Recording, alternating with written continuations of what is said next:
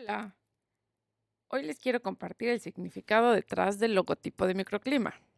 En el centro encontramos un punto que simboliza un microclima, un espacio único influido por múltiples fuerzas.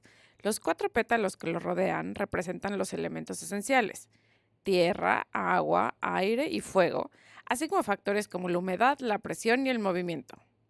Los pequeños picos en los pétalos simbolizan el dinamismo constante de la naturaleza.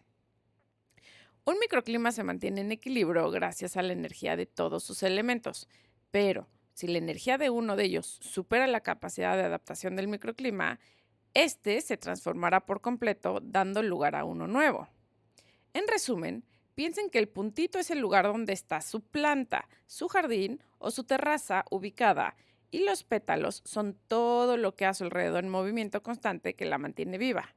Si alguno de estos elementos es mayor a la capacidad de que su plantita aguante, esta morirá o cambiará de forma y nunca más regresará a lo que era antes. Por ejemplo, si le echan mucha agua y la ahogan, significa que su área de elementos cambió y esta no tiene la capacidad de regresar a lo que era antes, por lo que le dará espacio a algo nuevo.